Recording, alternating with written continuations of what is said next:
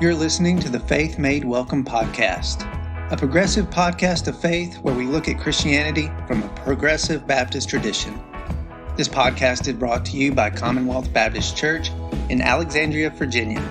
So whoever you are, wherever you are, or whatever you think about faith, you're welcome here. Please let us know what you think about our podcast by subscribing to it or by sharing it with someone who may be looking for a podcast like this. And we would love to hear your feedback, so please leave us a comment or question on Facebook, YouTube, or Twitter. Let's get started. Hello, everyone. Welcome to the Faith Made Welcome podcast. This is episode number 6, and I just wanted to quickly jump in here right before this one got started to say that what you are about to hear is the second part of a 3-part series that we did with Dr. Graham Walker of Mercer University, the School of Theology, on the intersection of faith and science. So if this is your first time listening to Faith Made Welcome, I might recommend that you go back and check out episode number 5, which was part 1 of the 3-part series, or even better, you can go back and check out the entire Faith Made Welcome podcast from the beginning. So whichever you would like to do, we appreciate it. I hope you enjoy this episode coming up. And next week, we'll release the 3rd part, which really gets at what we were chomping at the bit to actually cover here, which is the relationship between evolution and creation. So this episode here, episode 6, will bridge the gap between 5 and 7, and we really hope that you enjoy it. So thanks a lot. Thank you for listening to the podcast. We love you dearly, and we'll talk to you soon. Thanks.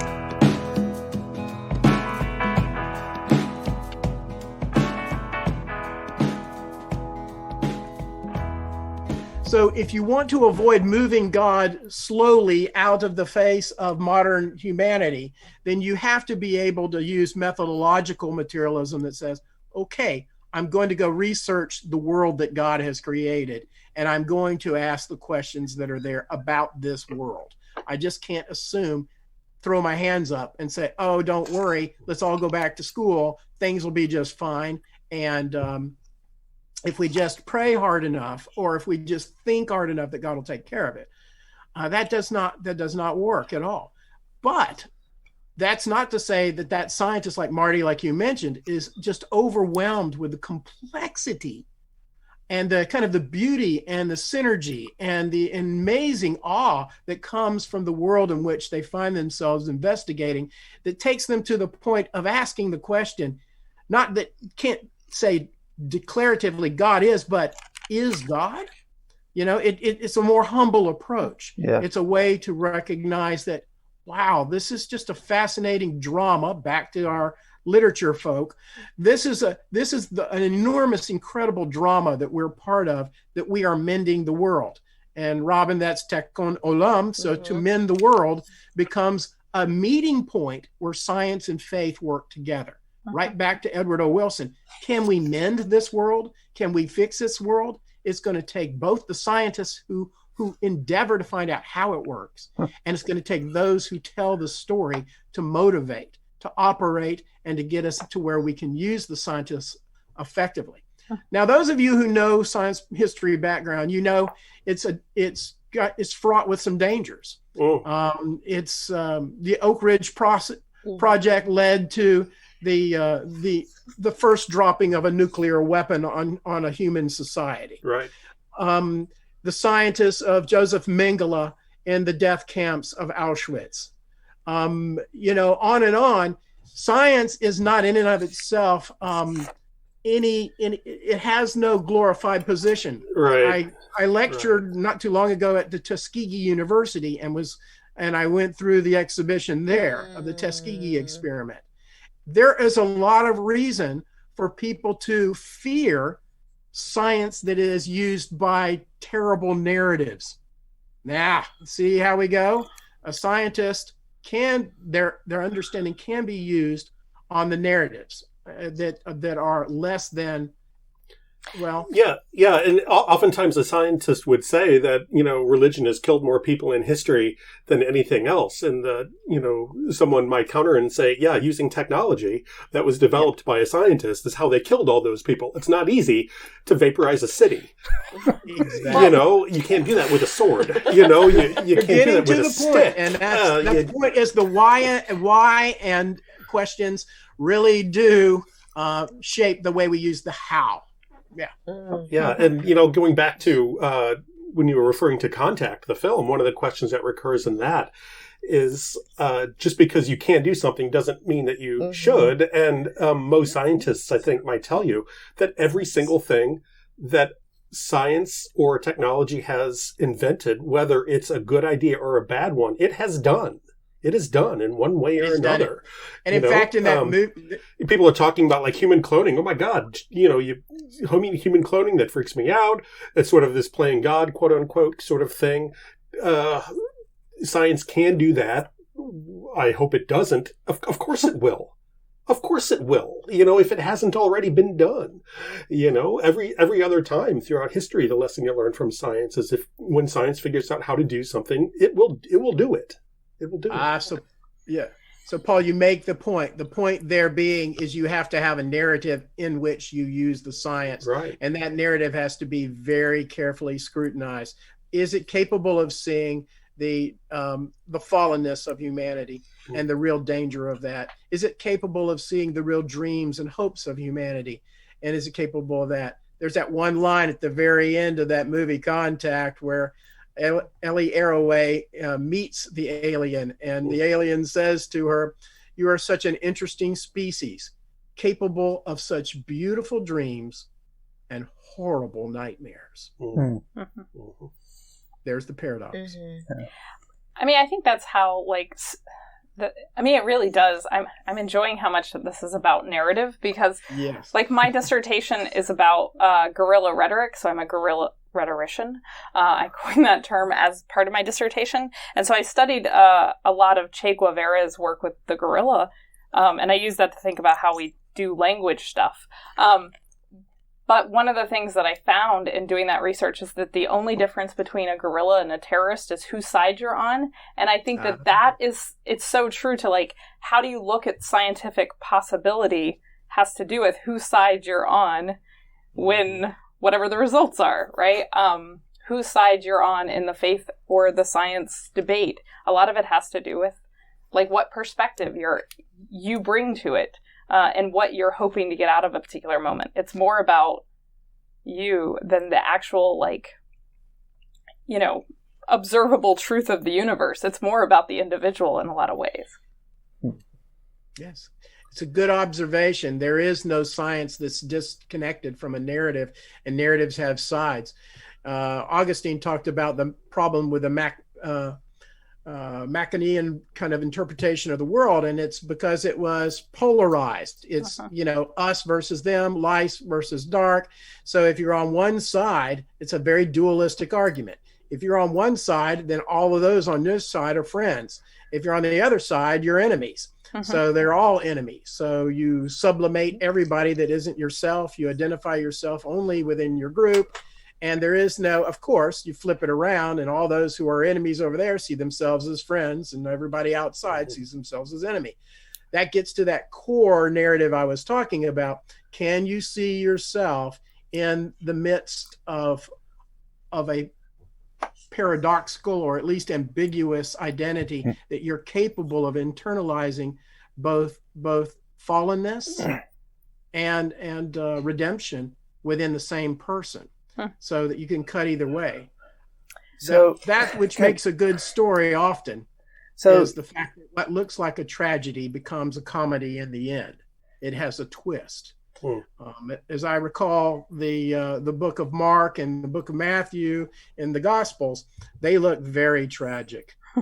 They're leading to the end. The one who's supposed to be the Redeemer is hanging on the cross. Every one of the followers has split and taken off. And so you're seeing what looks like a tragedy. Good man tries hard. Everybody abandons him. It's over. And then you have this strange twist of an ending. You have the centurion say in Mark, truly this man was the Son of God. Nobody else could understand who Jesus was, but Jesus in his suffering was understood by the centurion, who was the last one there at the cross. And you see then these kind of reversals of identity that take place. And in the changing of the narrative, that's what you have. But it recognizes the ambiguity of life and the paradoxes that we live within. You know, what Peter Berger said about multiple narratives in living with pluralism, and that applies to religion and other communities of faith with science as well, is that it gives us a kind of a sense of unsure about who we are. And so then we desperately kind of seek to move to one side or the other. And that desperation may be the key to what's facing a lot of what we're facing in society today. And it has for years the insecurity of who's on top, who makes authoritative claims, science or religion. Well, the fact of the matter is science, as it is practiced, is a tool. It's a methodological way of living and understanding things. It is always being used by people who are of mixed morality. And that's what we need to kind of wrap our heads around. And that narrative shapes how we relate. Well, I was also thinking, while I was sitting here listening to all this great discussion, Dr. Walker, would it be fair to say that is it doubt that is one of the connections between science and faith, if doubt keeps bringing us back to the same narrative that we're trying to explore?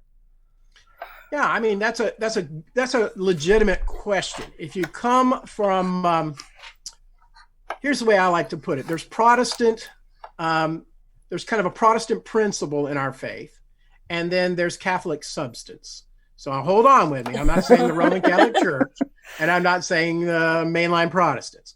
What I'm saying is, when we speak about Catholic substance, we're talking about there is something that we rally around. And that is something that we hold to be important to us. I like Colossians chapter 1, verses 5 and following. He is the image of the invisible God. Now, listen to how that is said. If you're a Jewish congregation of early Christians and you say he is the image of the invisible God, then you're making a statement that might seem blasphemous to your Jewish community that you're in. But at the same time, it becomes a rallying point for who they are. Identity-wise, going forward, that's a confessional statement, right? And yet at the same time, which image of Jesus is there? That he is, the image of the invisible God. Yaroslav Pelikan wrote a book that covers 20 centuries of the image of Christ, in which he says, the only clear thing I can tell is whatever the problem was at the time, Jesus was perceived as the answer to that. Jesus is the answer to whatever problem. I mean, he goes through history and looks at it, but he comes to the point where he and Hans Kung and others make the claim that to claim Christ as Lord becomes like Catholic substance. But we also have to be aware of our problems with incorporating our own identity into who Christ is. And that needs to be critiqued. And the way we critique that is by other people who claim Jesus Christ is Lord for them. And we hear their dialogues, we hear their understandings, and we have an adult to an adult relationship as we compare stories together. Now that's tough. Because you have to be willing to hear other stories, right? It's to tell a story is one thing, but to be able to hear somebody else's story is extremely difficult. That's a spiritual discipline. And in so doing, we expand our own storytelling ability of who and how broad and wide our faith relates to others. Yeah. So go ahead. Oh, I was just going to say, I kind of want to pause and spend a little more time thinking about the multiple narratives that might come from science communities. Like, I think so far in the conversation, we've talked about science. Some of the perspectives from scientists, I think, have been maybe a little uniform. And so I'm kind of wondering, like, Paul, you've been in a lot of different scientific circles at this point in your life, right?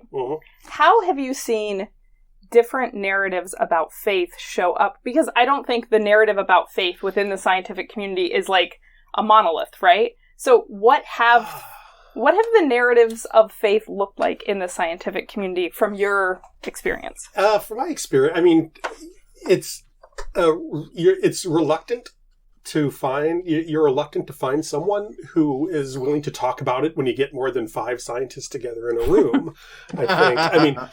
If you had it's interesting. If you had at a standard scientific meeting back when we had conventions in person, and we would have conferences about AAS or whatever organization you would want, it's uncommon to have a session that has anything to do with faith, and most scientists would say that that's because it's outside of the realm of science. We're not using data to test hypotheses, because if we were, this wouldn't even be a conversation, because the narrative is contrary to the data that we see when you see it from when it's taken as the perspective of an extreme view. I think many scientists sort of end the conversation there by saying that every single religious person on Earth has an extraordinarily narrow view of the universe that is very contrary to what data suggests, which is not a true statement whatsoever.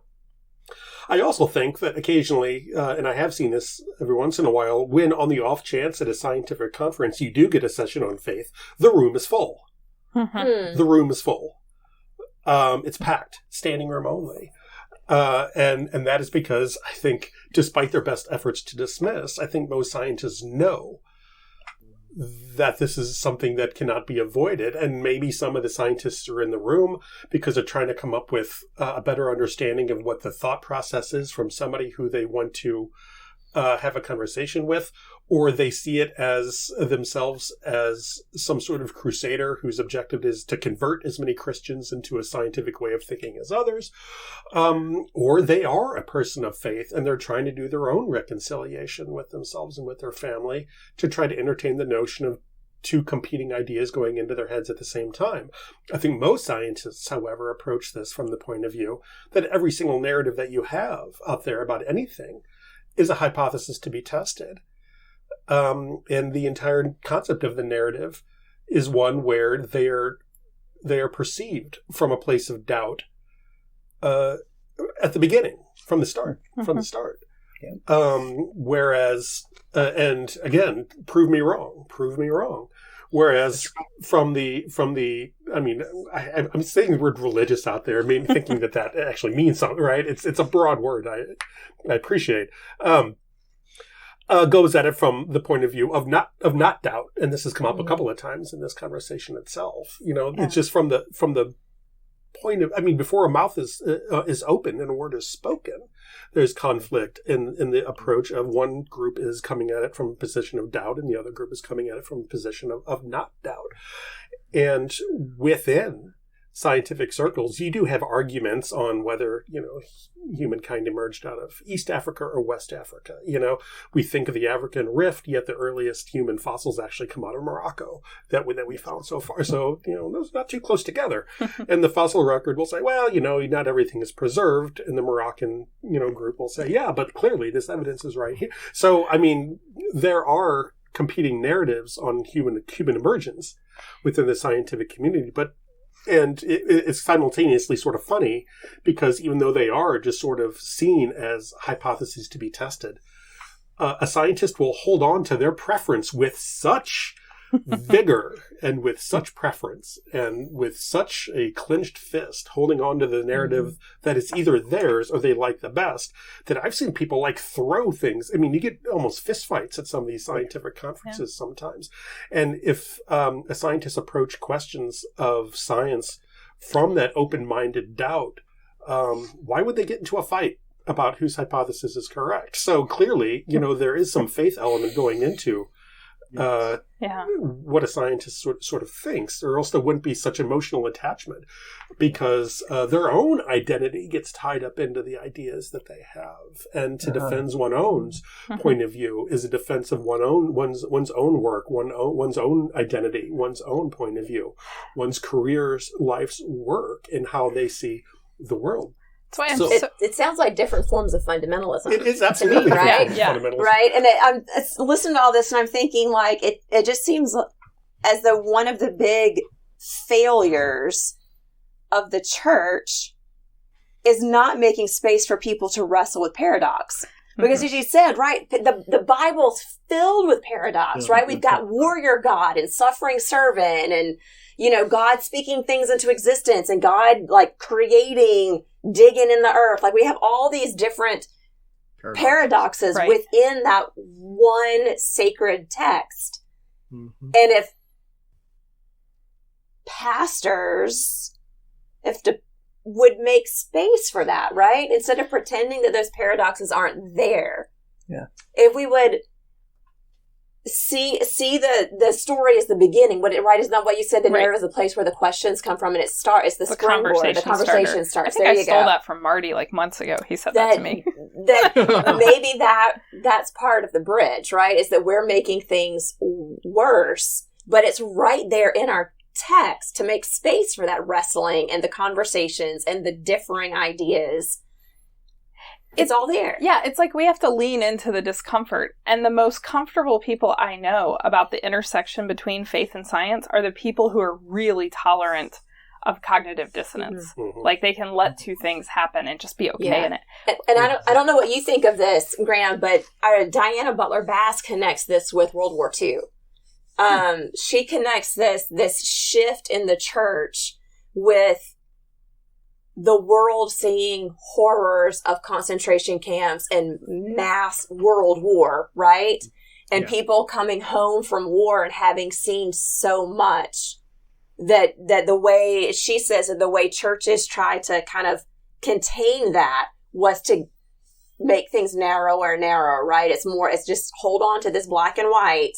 And then we don't have to deal with the blood and devastation that we all now know is very real. Mm-hmm. Yeah. So historically speaking, that's the most recent expression of that. But you can see that back at the Council of Trent in response to the Protestants, and you can see that in the Enlightenment in the 60 Years' War leading up to that. You can see that there's this kind of constriction on the religious side and constriction on the science side, even with regard to the Enlightenment period.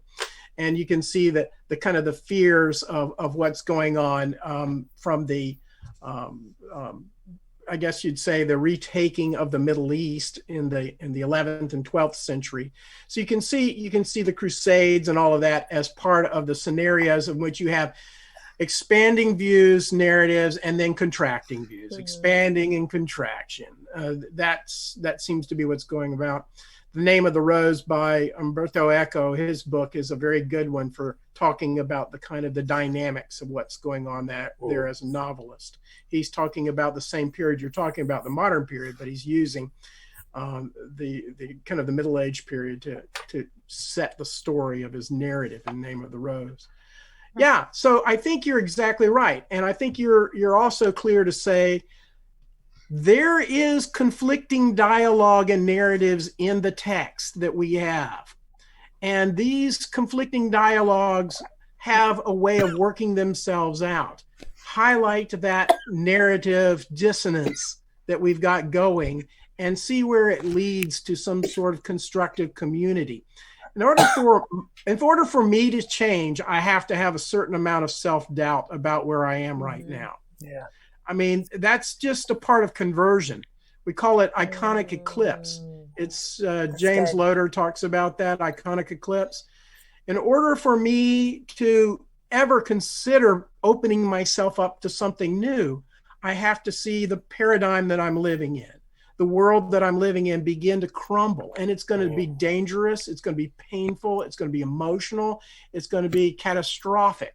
And yet it's the only thing that will send me looking for something else to work with. And that's right there with James Fowler's Stages of Faith, that you have to go, what is it, that most Christians, there's 6 stages of faith. Right. Most Protestant Christians never get above a level 2, right? The second stage. And in order to shift from 2 to 3, you've got to have a crisis. You have to have kind of an iconic eclipse. Yeah. For those of you who went to seminary, you've been through, we call it Geschichte Schock. The German word for history, but that's it. You're struck by, oh my goodness, I've never seen it. But then on the other side of that, it's like, oh wow, Yes. These scriptures tell quite a story, and they're open to so many different things. If I'm not in search for the one single little thing, I'm actually witnessing an encounter with God throughout the ages. So that's just quite a different perspective. But you have to go through that. Now, scientists make that a methodological thing. And Paul's exactly right. I've seen them throw things at each other over you're threatening my theory. It's correct. They get it's hot, right. man. They get hot. My hypothesis, my research. But you'll never see more fervor than a scientist threatened, you know. But Christians do the same thing. Yeah. I mean, but inevitably, those fights are bad. Inevitably, scientists see, the model. So say, for example, the atomic model. How did we get there? It was the billiard ball model. You hit the ball, it shatters things, and it moves all around. Is that adequate enough to explain the atomic experience? No, it's not. So we look at light and we see waves. Is that the model? Well, it's a little better, but is that it? No, there's more to it than that. And so you see each model kind of digs and tears, and it helps. It helps, but it doesn't grab the whole picture. Yeah. I mean, what's been going through me for just a little bit now is you get these scientists who have these arguments with each other, and, they all have their preference of what their model is and what their hypothesis is that they're really trying to promote and what they think is the one that survives given the preponderance of evidence and what it is. We all have our preferences based on the way we need it to sort of work. But at the end of the day, I think most scientists, I hope, if they're doing science right, would agree. It's like, well, we have the data and the data is irrefutable. And from that truth, whatever that is, may emerge, or we might start converging on it with new tools for measurement and sort of whatever it might be. Another science doesn't, there's not a Catholic science and then like a Presbyterian science and then like a Lutheran and then like a Baptist and then like a Southern Baptist or Missouri Synod Lutheran science, and then some group of scientists don't like it, so they form an ELCA, sort of science, for an organization. This is going to sound threatening. For an organization so that puts faith at such a paramount, why are there so many religions? Why the fractionation? Why the nailing of feces to the door? For a group that puts so much faith in faith, how does one choose which faith they want? Yeah, that's a good question. And Elizabeth Johnston wrote an interesting book titled The Quest for the Living God, and I think those two have read that book. But it's she points out that when you have an encounter with the living God, and in the variety of cultural contexts that you have globally, then you really have different ways of, and models and metaphor and language for giving reference to that. And just like in science, you use models as reference points to the reality to which it points. So also in religious faith, you use religious language and metaphors and domains that metaphors operate on to map a religious space and hold on to the testimony of that experience. Now, are the metaphors the same as the religious experience? No, they point to, they try and hold. And Paul, you know as well as I do, if you stick with one model in science and you don't entertain other models, then you're going to be blinded by a whole bunch of data. You're not doing science, right? That's right. Yeah, the data will be lost. And in religion, it's equally the same. You have a similar kind of religious domains to express in different cultural contexts what this encounter with God is like, as reading the text of Scripture that brings a horizon of conversation together. And are our metaphors exactly correct? No. Do they bring a very viable, real cultural context and expression that needs to be heard and experienced? Yes, it's a testimony. And therefore, you have this wonderful point in history where now think about it. Globally, for the first time, instead of waiting for caravans to bring ideas across the northern part of, let's say, India from China to Europe. Instead of going the Silk Road route, you're actually now able to communicate with each other around the globe instantaneously and share those testimonies of a living God. So for the first time in human history, we've actually been able to map that out. Now, why is that important? Well, if it comes from one direction or the other, then the direction with political power and clout will be the authoritative version that you have. Yep.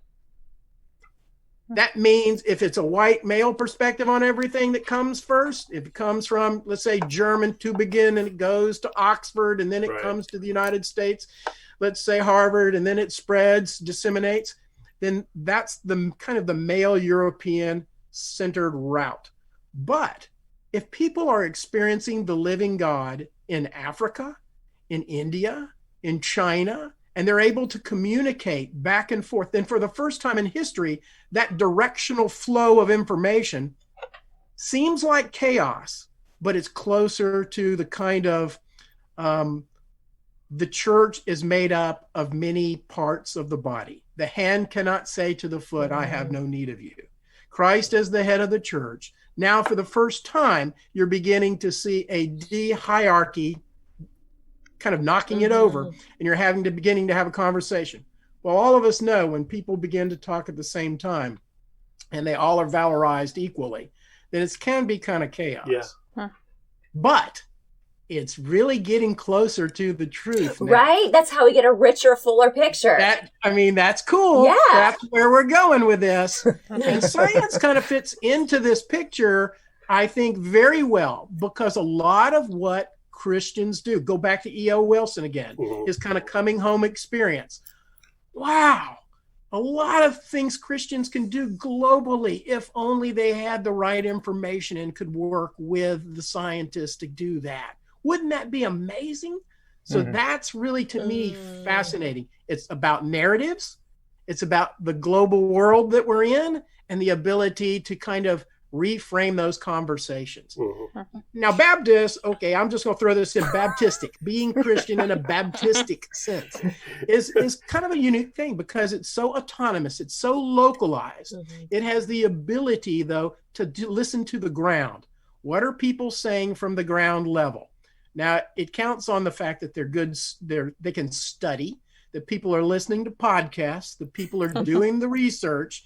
That counts on that fact because it counts on the ability to have good information to work with, not spins or conspiracy stories that are meant to freeze the information, but those that are open to listening to the living God. To me, that's just essential. And that's science in itself, though, isn't it? In a form. I mean, if there was an observation in the reconciliation with one's lived experience and what one sees around them, with the faith as they know it, there wouldn't be a fractionation of them. Yes. Right? There wouldn't be that fractionation. Correct. I wish I could do the drawing. I have a little drawing I do in class on different views of truth. So truth as correspondence, one-to-one correspondence. How close are you to that reality and that kind of thing. Then I have another one called coherence. Truth as if everybody in the room agrees that pickles have souls, then pickles have souls. I remember this. Therefore, we will be working out the age. We will be working out the age in which a cucumber is old enough to be baptized, because when does a cucumber become a pickle? So there you go. This is not unlike what you were doing in your class this week, Paul. Weren't you having students trying to figure out like one thing that they could all agree is true? So I separated my. This is obviously a biology class, right? So I separated them into small groups, and they had 5 or 6 minutes to have a.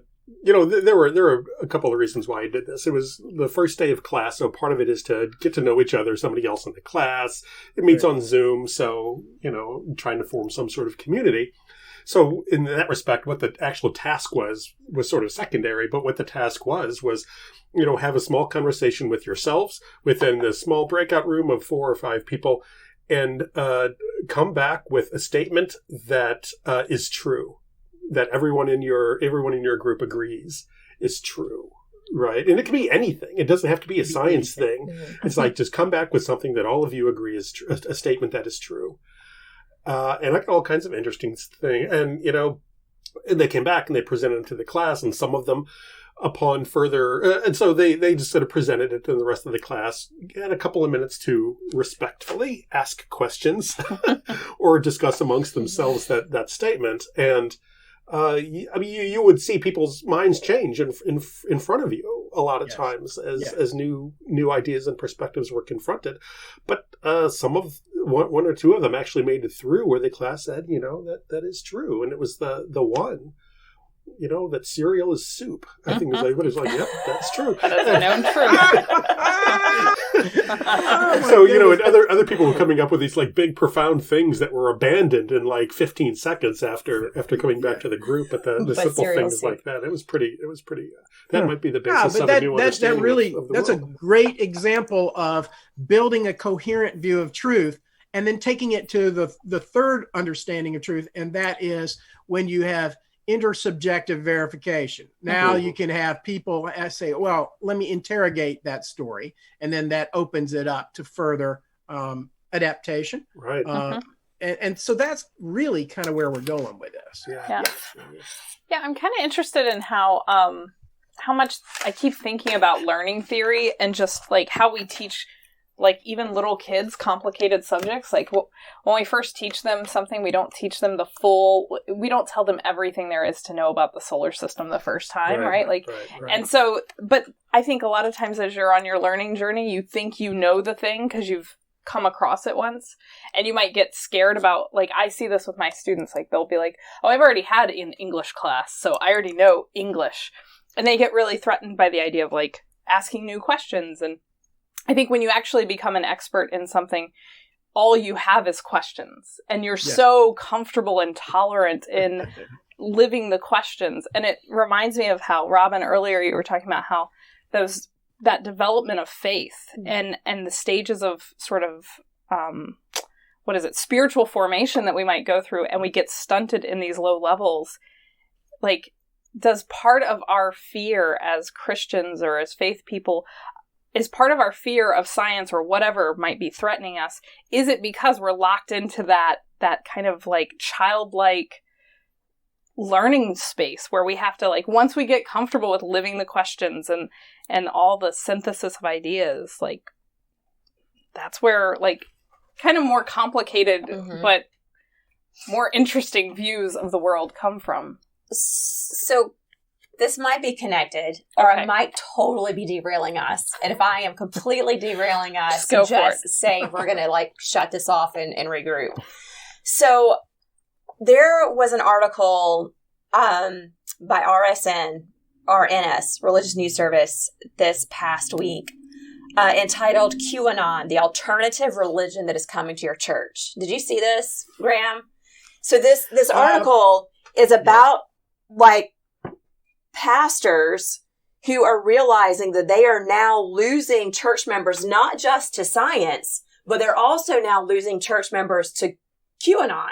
Yes. And what is happening that people of faith are like believing that celebrities are eating babies, right? Like that's more than just childlike thinking. I don't know whether that's rooted in just a need to escape. Is that escapism?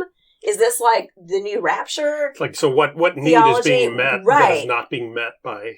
That it's why like, do they what unmet need is this addressing? Yeah, why do they need that narrative? That are falling for something so ludicrous. Mm-hmm.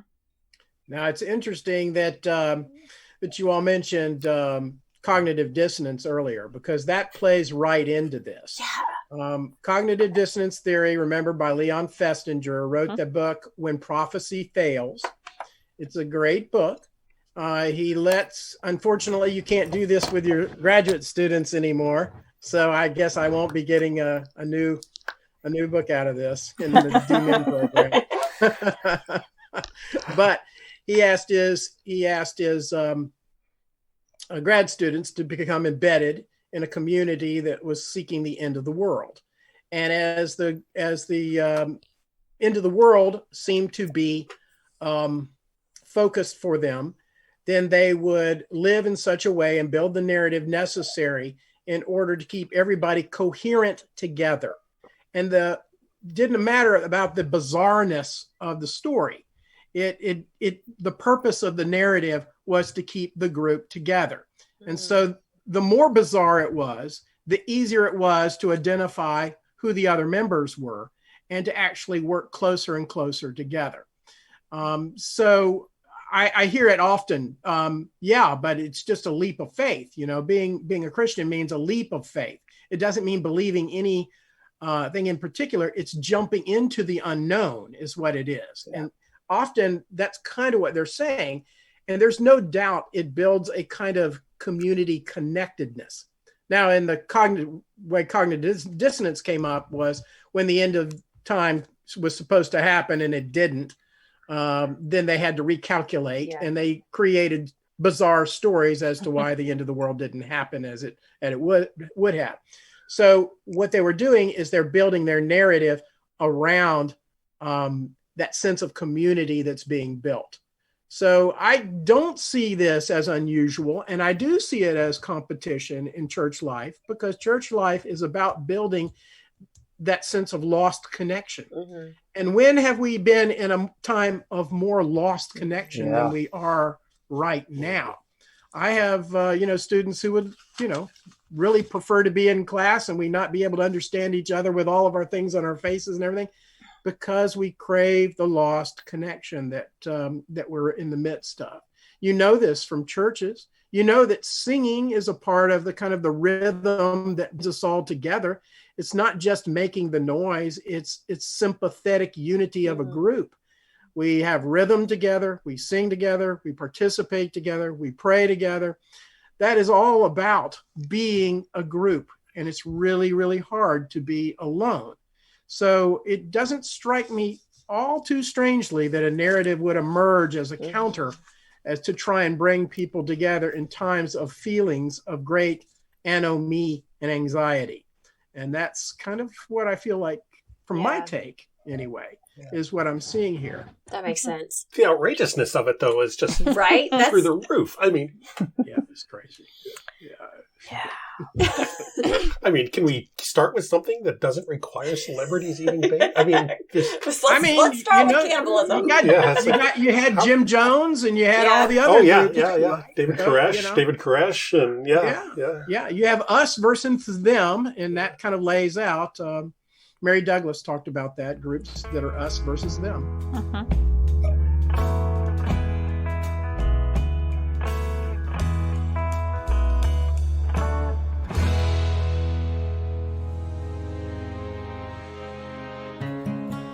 This podcast is produced by Cheri Spiegel, Paul Fitzgerald, and This Most Unbelievable Life. For more information, please check us out at www.thismostunbelievablelife.com.